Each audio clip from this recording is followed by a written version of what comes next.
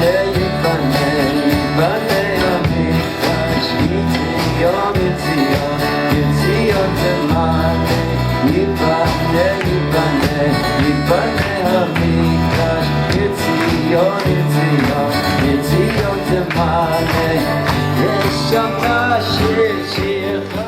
hi everybody. Thank you for coming. Actually, good Chodesh. Even though we're entering the 9 days and there's a great intensity of mourning.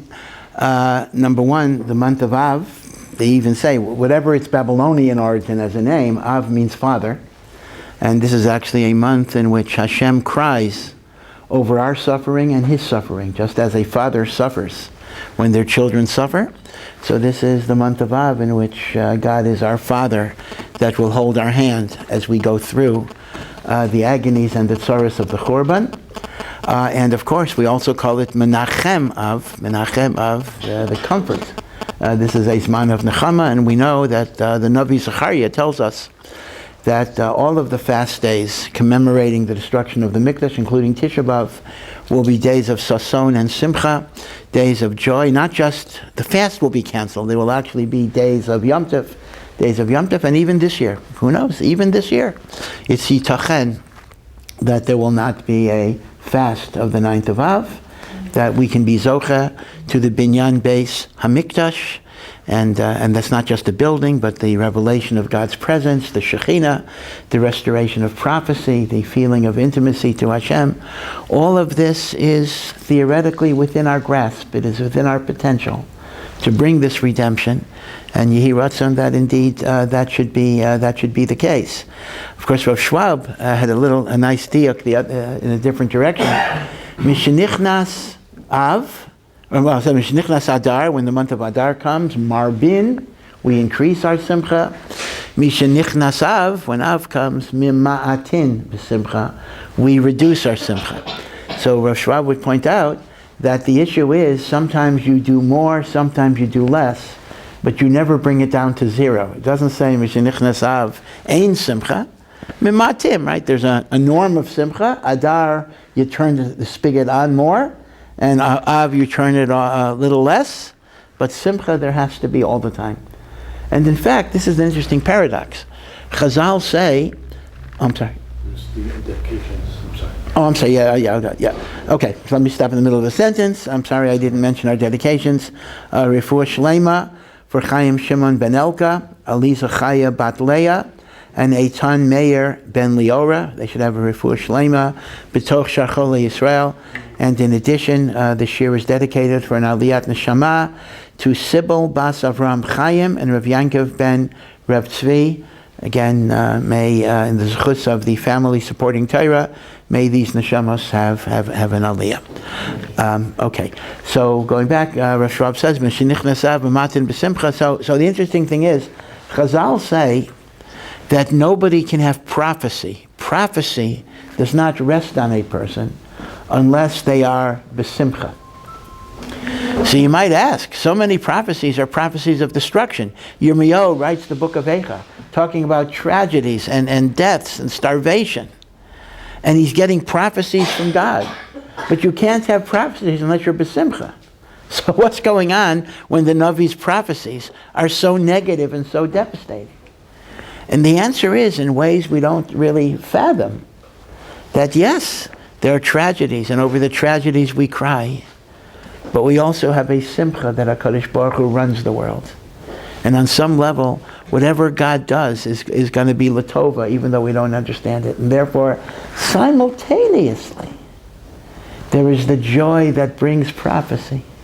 Even as the Navi experiences in a most powerful way the devastation of Churban. Yirmiyahu HaNavi must have been besimcha when he wrote Eicha. Otherwise he wouldn't have been able to write Eicha. He wouldn't have gotten the prophetic messages. So we know that the Shabbos before Tisha B'Av, this Shabbos, always goes by the name Shabbos Chazon. And the Shabbos of vision. And the reason is very simple, because the Haftorah that is read, the Shabbos before Tisha B'Av, is the first parak of Yeshayahu HaNavi, which begins Chazon Yeshayahu ben Amoz, the vision of Yeshayahu ben Amos. So it's called Shabbos Chazon. We often name Shabbos after Haftarahs. Shabbos Shuvah is because the Haftarah is Shuvah Yisrael Ad Hashem Elokecha. The Shabbos before Pesach is Shabbos HaGadol, although there are many reasons, but the actual basic reason is because the Haftarah talks about Lifnei Bo Hashem, before the day of God, HaGadol, V'Hanora, that is great and awesome. So similarly, Shabbos Chazon. But the Svarim HaKadoshim say the following idea, that on Shabbos Chazon, one should try to have a vision in their mind's eye of what the world would look like with the Beis HaMikdash, with the revelation of God's presence. You try to picture it. Now, of course, that's a very difficult thing because we never experienced it, to remember it in any way. But you try to imagine, use your imagination to envision a world of Moshiach, a world of Geula, so it becomes real to you. Bavitcher Rebbe used to talk about this a lot. And when it becomes real to you, you can then get into the mourning and the avelos of the difference between the world as it could have been and can be and will be versus the world that we actually have. So this is the world of envisioning as a prelude to be misabel al Yerushalayim, to mourn. Remember the famous statement at the end of the Mishnah in Maseches Tainis, Kol ha-mitabel al Yerushalayim, if you mourn over Jerusalem with sincerity, Zoche v'roya b'simchasa, you will merit, although I'll come back to this later, you will merit and experience the simcha. The simcha is commensurate to the avelos. And therefore the idea is, Shabbos Chazon, we try to imagine what we once had and what we don't have. And that creates the foundation for what we will have. Kol ha-misabel al Yerushalayim, zoche v'roya b'simchasa. So in this connection, I want to share with you a very interesting thought from Rav Yosef Dov Soloveitchik, the Rosh Yeshiva of Yeshiva University. He was nifter more than 25 years ago, but one of the great Gedolim, a little controversial in the yeshiva world, but still a very, very great man. In fact, he used to give, besides his regular shiurim, he used to give amazing yortzeit shiurim. On the yortzeit of his father, he would give a 4 or 5 hour shiur. So I remember when I was a bacher in Eretz Yisrael, I was young, but the older guys would travel to New York, which they were not allowed to do. They would leave yeshiva, AWOL, away without leave, to be able to hear Rav Soloveitchik's shiur in New York. And this was a fairly serious violation for a lot of reasons. Leaving yeshiva to go to New York was serious, and going to Rav Soloveitchik was serious because he was YU, and YU was modern, and it wasn't officially the hashkafa of Ner Yisrael. So whenever the guys were caught, so to speak, they had to go to the Rosh Yeshiva and kind of, beg forgiveness for their big infraction. So the story, as I'm told, is Rav Ruderman would call them in, give them musar about they shouldn't do this, how could they do this? And then he would always ask him afterwards, can you tell me over the shiur? So Rav Soloveitchik, in truth, had a lot of hidden admirers who could not automatically, in the polarized yeshiva world, they couldn't always admit they were admirers, but they were hidden admirers. He was a great Gaon, and really a very, very righteous man as well. Again, he's a Baruch. But he pointed out the following observation. If we look at the avelos, the mourning that you have for a private individual, you always find the direction starts off very, very strict, and it gets progressively more lenient with the passage of time. So we have Shiva, right, where I don't even leave my house, etc. I don't wear shoes, etc. I sit on a low bench.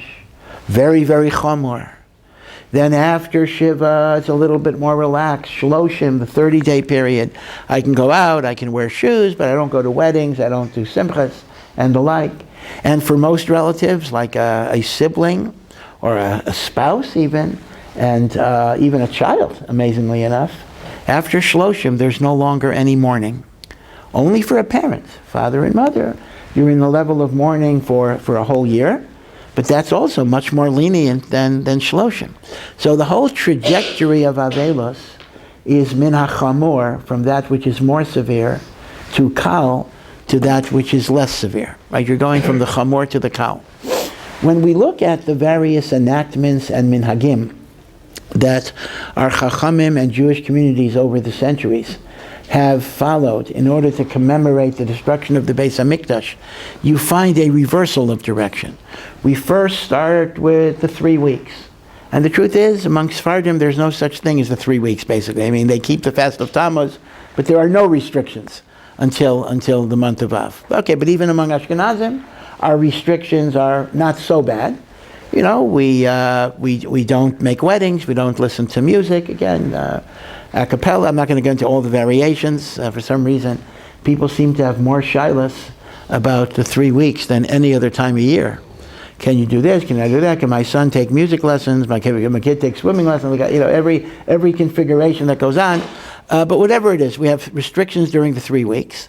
Then we get to Rosh Chodesh Av, the 9 days, and things are stricter. You know, no laundry, you know, etc.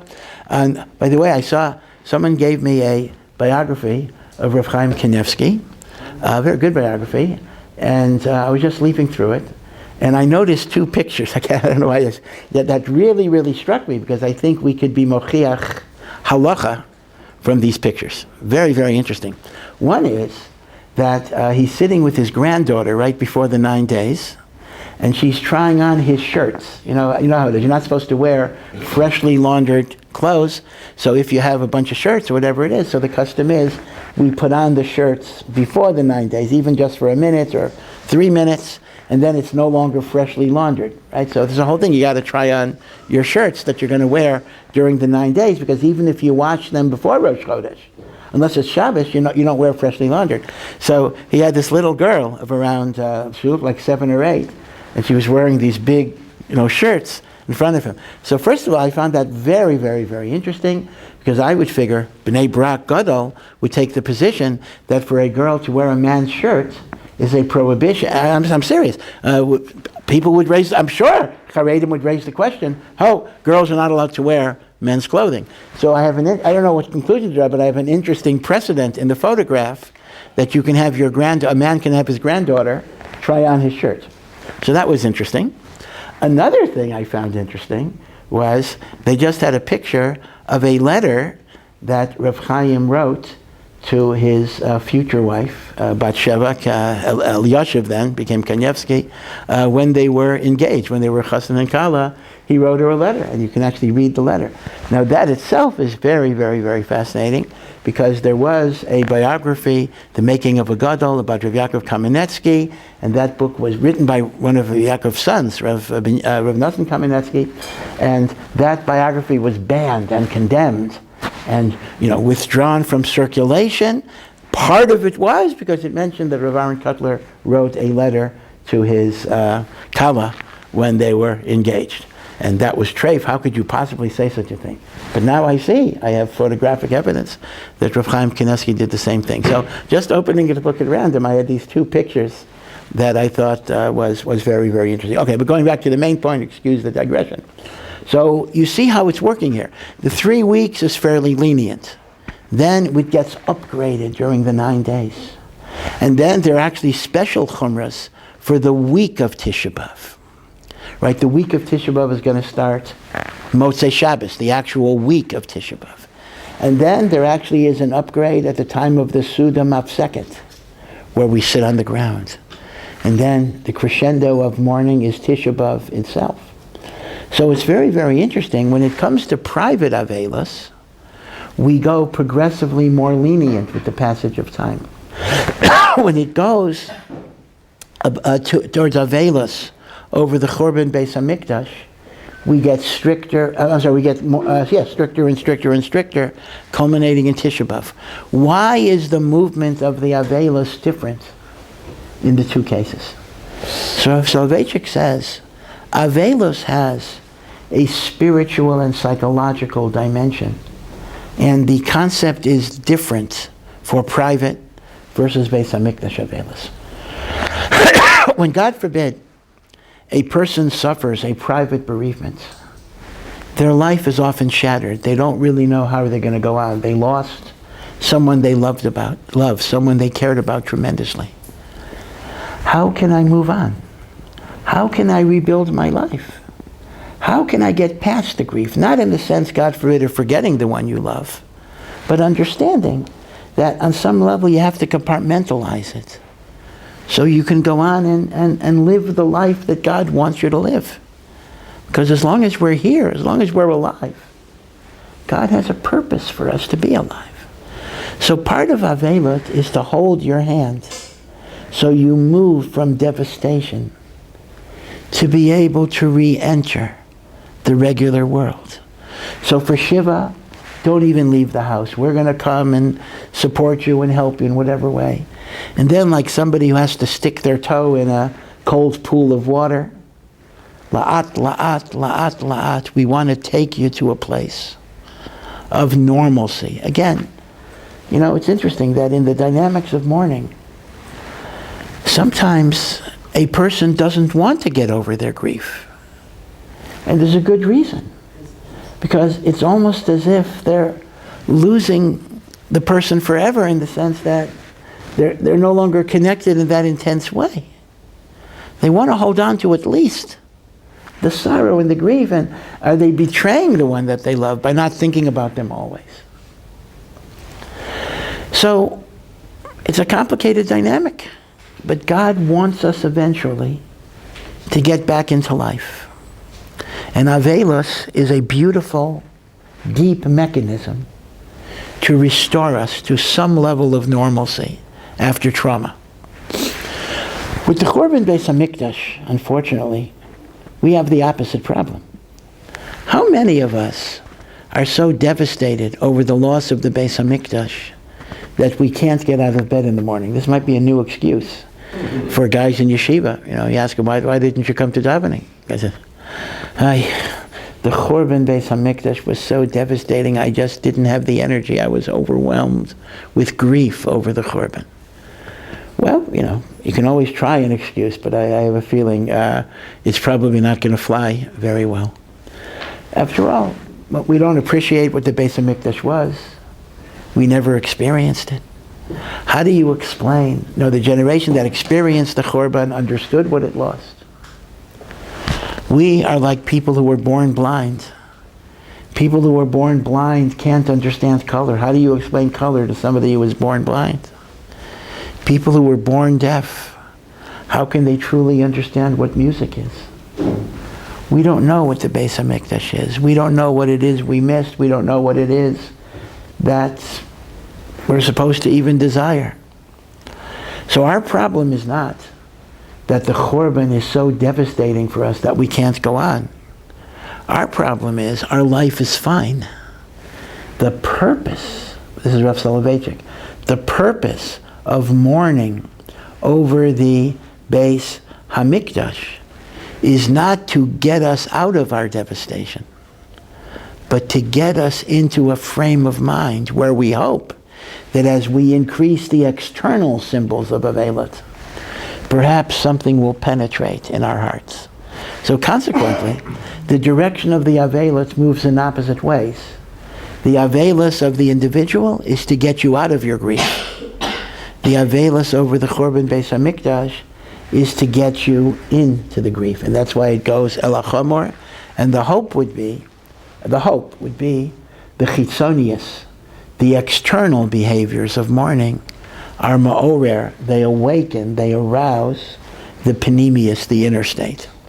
And that's why sometimes, I mean, halacha, as I said a few moments ago, you know, everybody is kind of very, very concerned about the halachic details of the 3 weeks, the 9 days, what can you do, etc. And of course, halacha is important. Obviously, we need to know what the halacha requires of us. But sometimes we get so involved in the details of these halachos that we're not thinking of the larger picture. You know, they say by analogy of Shlomo Zalman Auerbach before Yom Kippur was once crying. And somebody asked him, why are you crying? He says, you know, I get so many questions about the technical details of the fast, which of course are important. But nobody asks me shaylas about tshuva, about the process that we're spiritually supposed to go through. People just forget about that. This is the classic example of not seeing the forest because you're focused on individual trees. And individual trees are important, but there's also a forest here. And so instead of like looking at the 3 weeks and the 9 days as an obstacle course that we have to get around, I want to do this and this and that. My mother-in-law is coming, but I don't mean to make fun of. It's always my mother-in-law is coming from America. The day before Tisha B'av. Can she bring me my gifts? People think about this and that. All sorts of things, but we're forgetting the major point. In fact, it's interesting. I read this article. This is it's really very, very evocative. This was from the 19th century. A person who was a German Jew, like of Hersheyan, who went to university, etc. So he describes his encounter with his Protestant professor on Tisha B'av. He writes that he was in a German university. This goes back to the 1800s. And he had a frum roommate. They were in a dormitory of sorts. So they were keeping the fast of Av. But it was a long day, it was a hot day, and what do? The hours go on and on and on. There was no air conditioning in those days. So they were playing a game of chess. They were just playing chess, Tisha B'av afternoon, because they had to while away the time till the fast was over. So in the middle of their chess game, there's a knock on the door.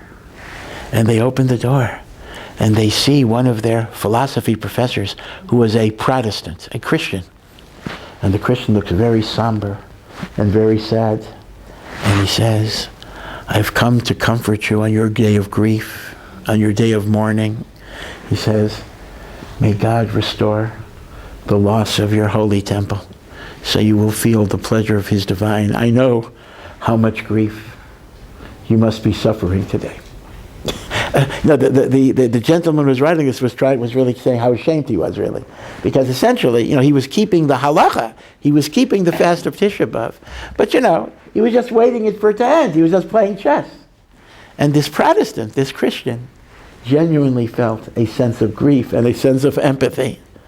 And the person said, "This Christian taught me what I should be thinking about and what I should be feeling on the 9th of Av." It's a great story.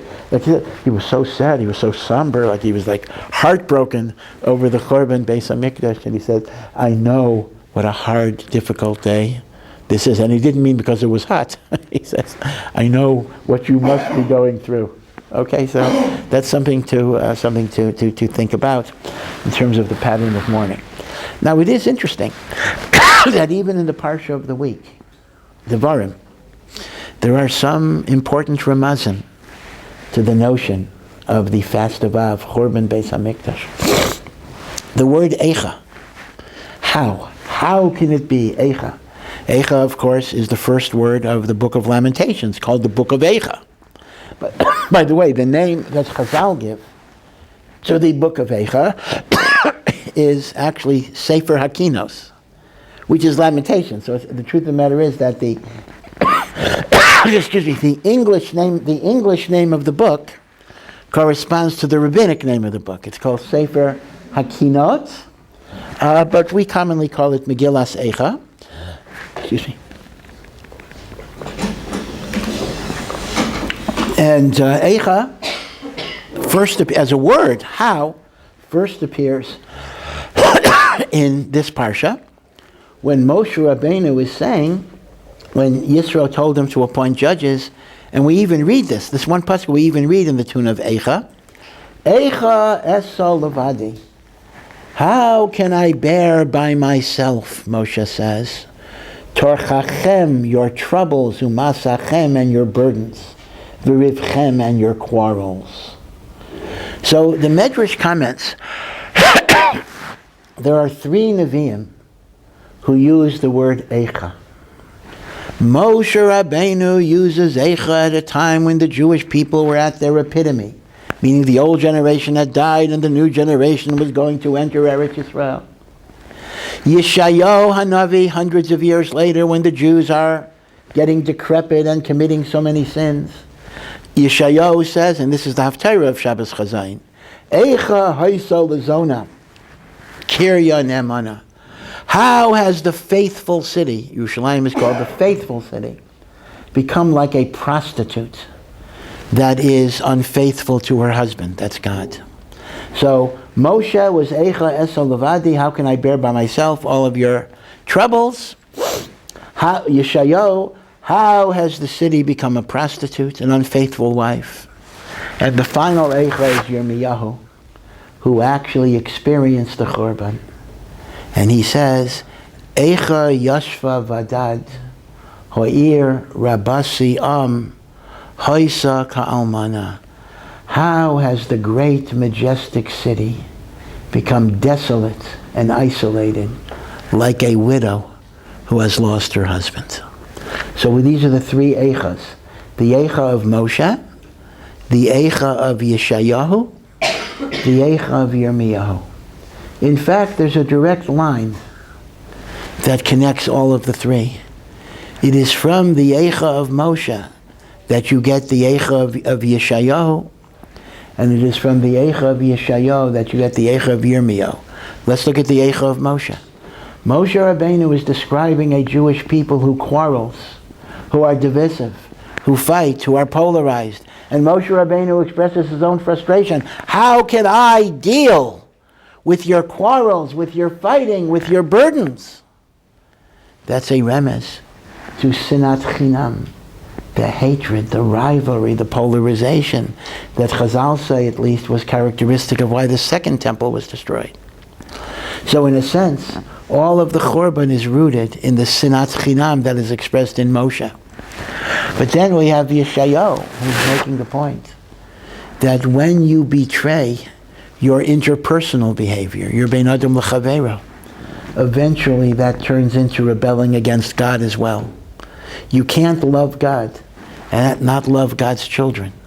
So Yeshayahu turns from the bein adam l'chavero that Moshe emphasized to the bein adam l'makom, the faithful city, the city that is supposed to be faithful to God, has become unfaithful to HaKadosh Baruch Hu.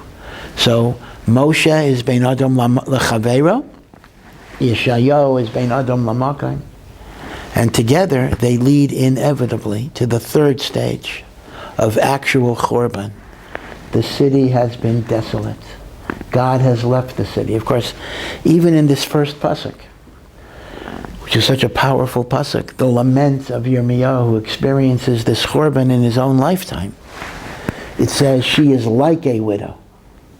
So Chazal point out, she is like a widow, but she's not a widow. A widow's husband isn't coming back, at least in this world. Hashem is coming back. Right now it looks like Eretz Yisrael, Yerushalayim, Am Yisrael. That's also a problem. Who's being personified here? I mean, different levels. Yerushalayim as a city, Eretz Yisrael as a country, Am Yisrael as a nation.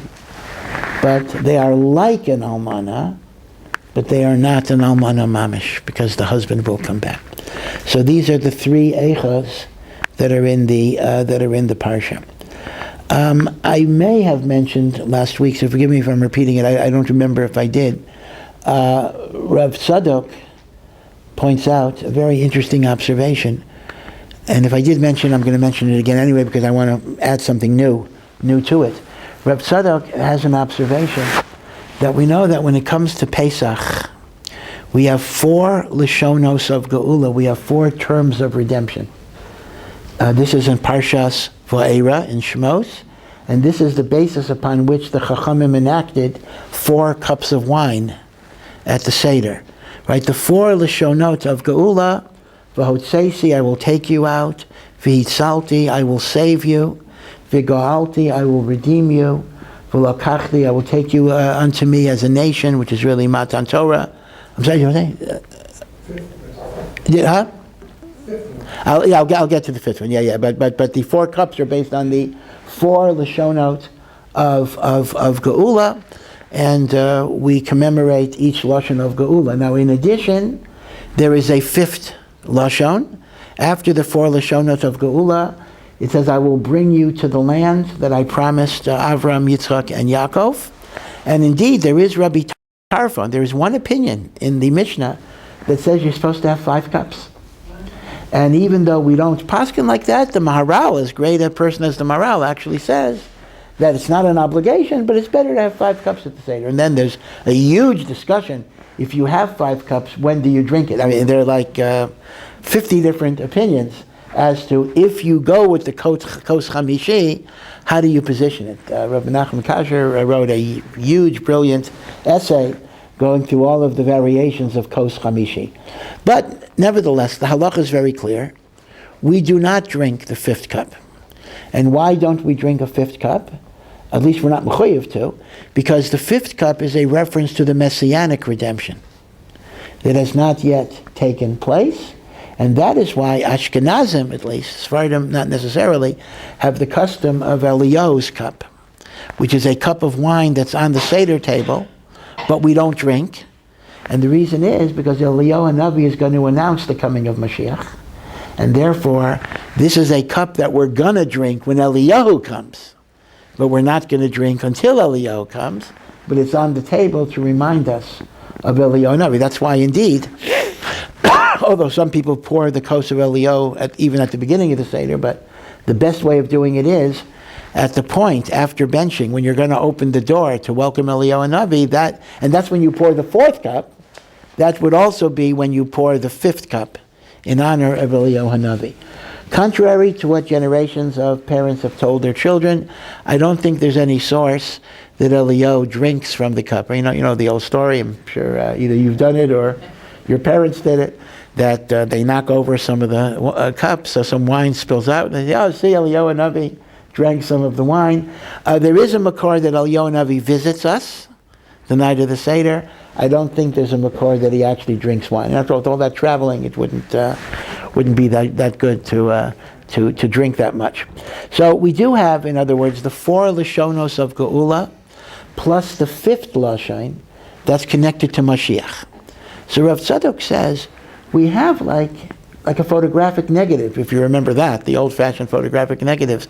We have kind of an opposite pattern, because we have 5 stages with respect to the Chorban Beis HaMikdash. We have the 17th of Tammuz, which should have been a happy day.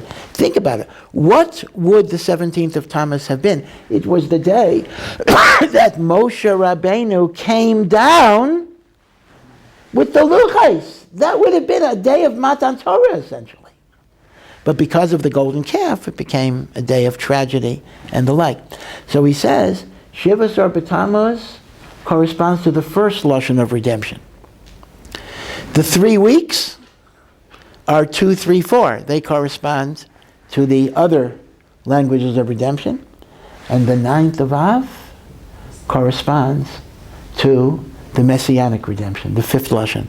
Tisha B'Av is Keneged, the 5th Lashon of redemption.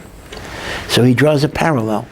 The 4 Lashonot of Geula and Tisha B'Av equal Shivas or B'Tammuz, the 3 weeks, and the 9th of Av. The 9th of Av is Keneged Vehevesi, the 5th Lashon. So, what does Rav Tzadok mean, after all? I mean, l'chera, they're quite literally opposites. Redemption is bringing us closer and closer to Eretz Yisrael, closer to Geula, culminating in Mashiach. And these Lashonos bring us further and further and further and further away. So in what way can you correlate the stages of redemption to the 17th of Tammuz, the 3 weeks, and the 9th of Av? And the answer is there's something very, very profound here. There are times where we feel the closeness to God. Those are Yomim Tovim, the Kirvat Elokim, the joy of connection to God. But there are times in which we feel how distant we are, how far we are from Hashem. But what's interesting is there's a certain closeness to God that you get specifically when you become aware of how far you are from HaKadosh Baruch Hu. Was it Shakespeare that said, absence makes the heart grow fonder? And as I realize how distant I am from Hashem, my heart wells up with a passion to be connected. How much I miss that connection. And rest assured that whatever it is we feel, HaKadosh Baruch Hu multiply it by infinity. And then paradoxically, the further and further and further we get from Hashem, the closer we are. Because the yearning is so powerful. so indescribable. You know, Rav Hutner once said, when Rav Hutner came to Eretz Yisrael towards the end of his life, somebody once asked him, is there anything that he missed about Chutz La'aretz? A little bit of a chutzpahdik question, but someone asked him, what do you miss about Chutz La'aretz? He said, I do miss something about Chutz La'aretz. I miss the yearning to be in Eretz Yisrael. What does that mean? I think many of us can identify with this. You're in Chutz La'aretz, and you dream and you yearn for the day that you'll be able to come to this land and live in this land and connect to the Kedusha. And that's a dream that sustains you. It's a dream that may even obsess you. You think about it day and night. And then you come, and, there are frustrations in real life. I always, I don't eavesdrop intentionally, but, I'm on the train a lot, and, I hear a lot of tourists talking. Fine people saying, oh, we're going to go to the Kotel, and then we go to this great Thai restaurant, it's going to be wonderful. And it's like, fun after fun after fun after fun. Okay, Baruch Hashem, you're coming here, you might as well enjoy it. Okay, that's great. But, real life is not always so much fun. And bureaucracy here is no mitzvah. So what happens is, a person can take even Eretz Yisrael for granted. A person stops appreciating it. Rav Hutner's point was, sometimes the yearning of wanting to be here creates a stronger connection than actually being here. So, in a sense, Rav Tzadok says, the 3 weeks and Tisha B'Av that make us focus on our distance from God can give us such a yearning that, and Hashem has even more so, much more so, infinitely more so, that we're really connected. We're connected by our difference. I once read something, again, just apropos of nothing, but it was an image that struck me a lot. This is from the writings of Ayn Rand. Again, this may be the first time I've ever... And this is not her famous book, Atlas Shrugged and all that. This is from a much earlier book that she wrote about communist Russia, because she came from Russia, and she was a part of her philosophy, as bizarre as it was because she had an intense hatred of communism, and that led her to all sorts of things. So she writes about like a man and a woman who were deeply, deeply connected to each other, but because they were engaged in revolutionary activity against the communists, they were sentenced to Siberia for the rest of their lives. And they begged and they pleaded, could we be at least and be in the same prison, because men and women were in the same prison. And the Russia said, no, you're going to be 500 miles apart. It was mamish lahachas. It wouldn't have hurt anybody just to let them be together. It says no. So they're on the train to Siberia, where they're going to be separated for the rest of their lives. And you could imagine the heartbreak of that. So the woman, who was more optimistic, she always tried to cheer up her lover, who was subject to depression. She said, every night, let's agree to look at the moon at the same time. And when we look at the moon, we'll think of each other. And that way, we'll be connected, even though we're 500 miles apart. Because we're both looking at the moon at the same time. I don't know, say what you might about Ayn Rand, generally. I always found that a very beautiful, powerful image, that we can be connected even though we're apart. And this, kaviyachol, lahavdil, is kind of our relationship to God in the times of Churban and Galus. We're both looking at the same thing, the restoration of that mikdash, which for whatever reason we're not ready for yet. But we have the same thought, we and Hashem. And that creates an enormous sense of closeness, of togetherness. And therefore, Rav Tzadok's point is very profound. The 3 weeks culminating in Tisha B'Av are the stages of Geula that bring us close to God. And an analogy that people give is that there's a difference if you're walking along a path and you're walking from a certain point. There's a distinction if you're walking in a linear way or you're walking in a circular way. When you're walking a straight line, then indeed, the further you get from the point, the further you are. But when you're walking along a circular path, so the further away you get from a point, the closer you get to it on the other side. See, I'm walking in a circle. So the Mahalech of Galut is a circular path rather than a linear one. The further away we get from God, the closer we're getting on the other side. And that is the meaning of the statement that Moshiach is born on Tisha B'Av. You know, it's very strange. Tisha B'Av in some ways is a bit of a strange holiday. Saddest day of the year, okay? On the other hand, you know, we don't say Tachanun because you don't say Tachanun on festive days. Yirmiyahu calls it a Moed, which means a holiday. Although Moed means a designated time, but it's the same word for a Yankev. We don't say Avinu Malkeinu because it's a Yankev. So the question is, well, what is it? Sad day or happy day? And the answer is, well, Moshiach is born on Tisha B'Av. So the Maharal of Prague says that this does not have to mean that the actual birthday of Moshiach will be on Tisha B'Av. Moshiach can be born any day of the week. Obviously, that must be the Chabad position as well, because Lubavitcher Rebbe's birthday was not on Tisha B'Av. So what does it mean? Of course, it's interesting. Maharal was the Alter Rebbe's great-great-great-grandfather, so it's interesting that the Maharal was he was before Hasidus, but the Hasidus, the whole Chabad line descends directly from Maharal of Prague. Maharal of Prague says that what does it mean Moshiach is born on Tisha B'Av? Not that that's his birthday, but the spiritual koach that brings Moshiach into the world is the depth of our mourning and avelos on Tisha B'Av.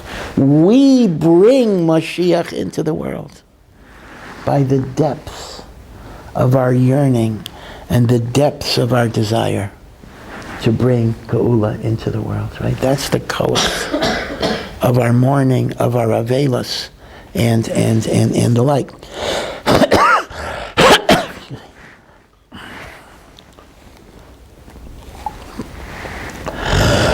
So in that connection, I want to share with you a beautiful vort from the Chassam Sofer.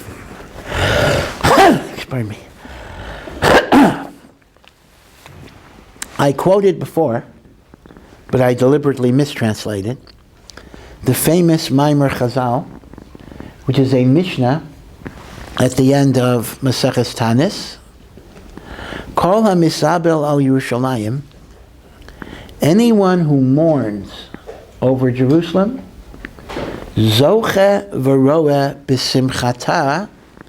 So the way it's normally translated, and this is the way I translated it before, is will merit and will see the joy of Yerushalayim, right? If you mourn over Yerushalayim, Hashem will give you the zechus of seeing and experiencing the comfort. And that is how it's always translated, and if I look at the art scroll, I'm sure that's how they translate it. But the Chassam Sofer points out, thank you, the Chassam Sofer points out that is actually not grammatical. Because if it would have meant anyone who mourns over Yerushalayim will experience redemption, it should have used a future tense. It should have said, Kol ha-misabel al Yerushalayim yizkeh v'yireh, will merit and see. But it doesn't say yizkeh v'yireh. It doesn't use a lashon asid. It does not use a future tense. It uses a lashon hoveh. Anyone who mourns over Jerusalem experiences and sees the joy. That means even while you're mourning. So you may ask a question, well, that doesn't make sense. I understand the promise that if I mourn over Jerusalem, I will see the rebuilding of Yerushalayim, but how can I see the rebuilding when I'm mourning over Yerushalayim? So here's what the Chassam Sofer says. If you remember, when Yosef was sold by the brothers, and the brothers had to come up with some excuse, so they basically took Yosef's coat, and they tore it and they dipped it in the blood of a goat, and they said, oh, this is Yosef's blood. Yosef was killed by a wild animal. In other words, they told Yaakov that Yosef is dead. So the pasuk says Yaakov could not be comforted. Yaakov could not be comforted. Now, why could Yaakov not be comforted? So Rashi brings a chazal that even though Hashem put into the world a phenomenon that at some point, even if we suffer the most devastating loss, we are usually able to be comforted in the sense of going on with life. That's God's gift to us, that time is a great healer. Again, it doesn't mean you forget. But as I said before, there is a process in grief that might be called compartmentalization, that in your mind, it's always there. But there are other things in your mind as well. You go on. But that's only true when someone is dead. When someone's alive. Now, again, even though you didn't know that, even if Yaakov thought he was dead, but the Neshama knew, that closure, that acceptance, doesn't work when the person's alive. It only works when the person's dead. Right? This is what Rashi means when he says, Ein makablan tanchumen. We can't receive comfort on someone that's alive. And that's why you'll often find when there's missing children or whatever it is, until the parents get some confirmation of death, they can't go on. Once they get confirmation of death, of course it's tragic, but that gives them the what you call closure to be able to move on. So here's what the Chassam Sofer says: the Beis HaMikdash has been destroyed for so many years. A person might conclude, hey, it hasn't been built in almost 2,000 years, then it's probably never going to be rebuilt. A person gives up hope. But if the idea of redemption were dead, if it is a dead idea, I would get over it. It wouldn't bother me anymore. If I'm mourning over the Churban, if I'm still crying over the Churban, that means redemption is still alive. Because if redemption wouldn't be alive, I wouldn't be crying over it. I would have the gezerah that time heals all wounds. So therefore, says the Chassam Sofer, if you're mourning over Jerusalem, in the very process of that mourning, you're experiencing a joy. Because you know, the Beis HaMikdash is still alive. Because if it's dead, I would have gotten over it. And therefore, Zoche v'roeh, you experience the redemption in the very, very process of your mourning. Zoche v'roeh b'simchasa. Right? This is what the Chassam Sofer says. And that is why Moshiach is born on the day of Tisha B'Av. There's a beautiful minhag. It's an old Yerushalmi. I'm not sure how many Olim do it. But the old minhag of Yerushalayim was the afternoon of Tisha B'Av.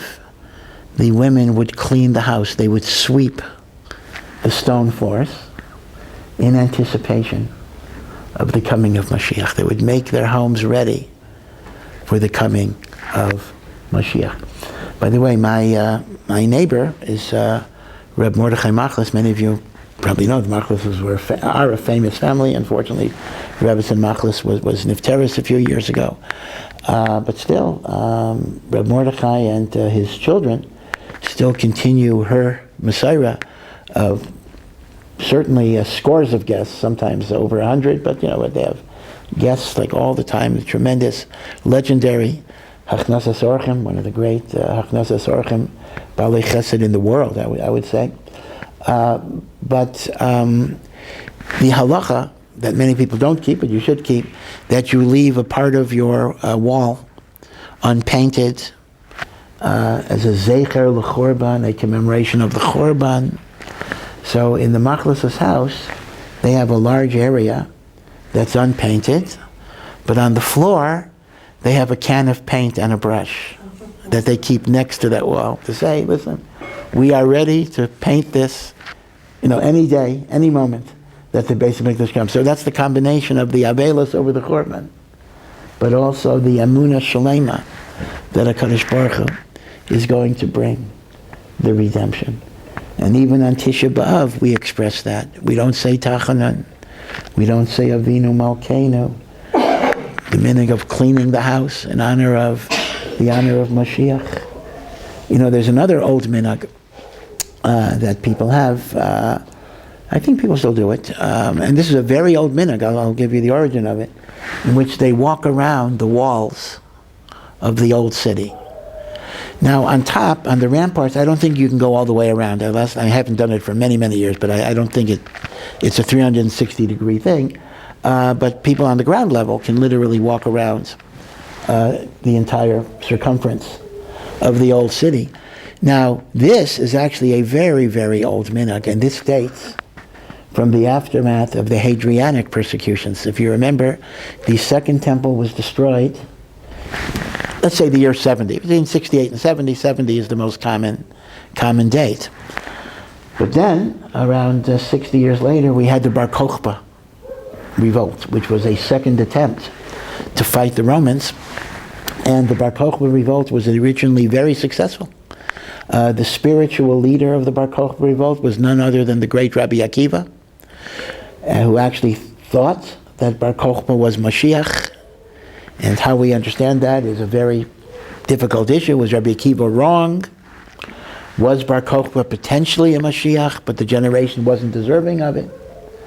Was he a false Mashiach, or was he a failed Mashiach? There are many, many different issues here, which maybe we'll leave for another time. There is archaeological evidence that under Rabbi Akiva's leadership, they began to lay the foundations of a third Beis HaMikdash. On the Har HaBayit, there's some indicators of a foundation that was laid, and Bar Kokhba was, in fact, Bar Kokhba was not his name. His name was Shimon ben Kuzba or Shimon ben Kuziva. Actually, Rabbi Akiva called him Bar Kokhba, son of a star, because Moshiach is described as a star coming from heaven. And it's interesting why he's called Ben Kuziva, because Kuziva comes from Kazav, false, lying, disappointment. So, in other words, his real name was Shimon ben Kuzba. Kuzba, which is just the name, Kuzba. Rabbi Akiva called him Bar Kokhba, and after that revolution failed, they called him Bar Kuziva, the disappointment.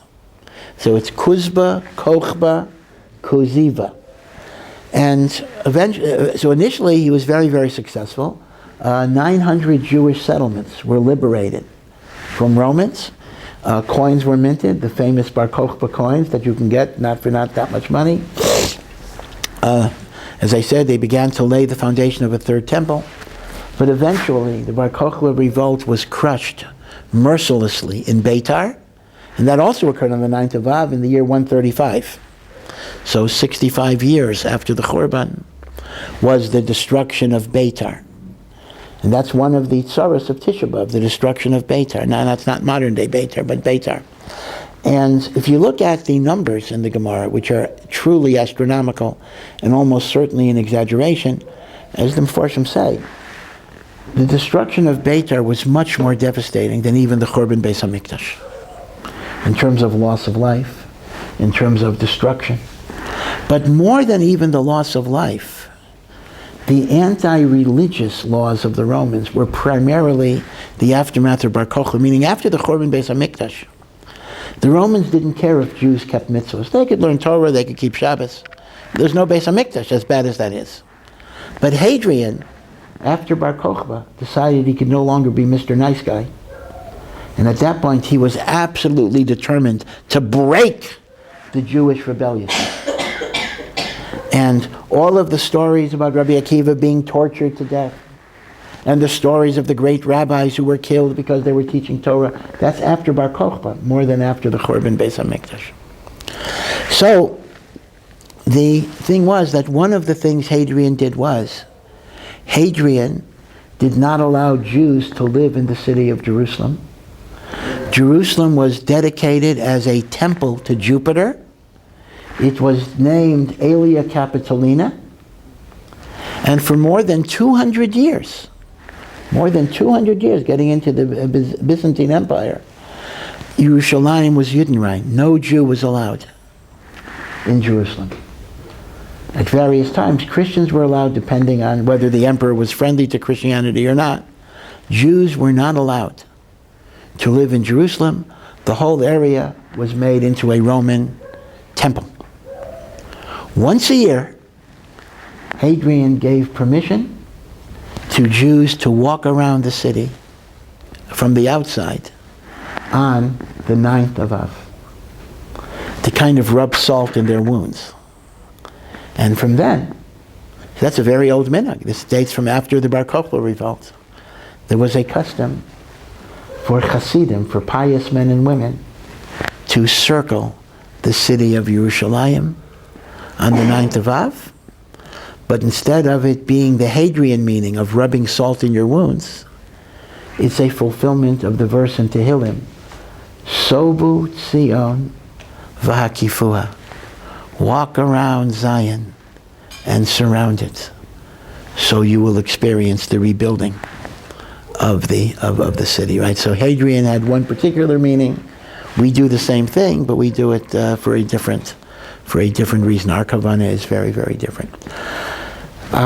So, Be'ezrat Hashem, we hope that, as I said at the very beginning, that the Tisha B'Av Haba Aleinu should indeed, even this year, be a day of sason v'simcha.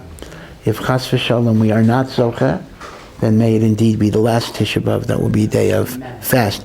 You know, they tell the story about a Rav who every year, Erev Tisha B'Av, he would go to a Sfarim store and buy a kinos. He would buy a new kinos every year. So the Mocher Sfarim said to him, listen, I'm happy to sell you another book every year, but every year you're buying the same book. Like, why are you buying a kinos this year? You bought it last year and you bought one the year before. So he said, what are you talking about? I buy kinos. I'm always sure that this is the last year. So right after Tisha B'Av, I put my kinos in Shemas. I don't keep it.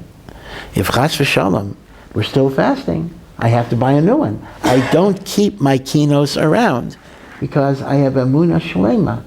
I'm never going to use it again. Halvai v'halvai that all of our kinos will go into Shemas. Okay, so.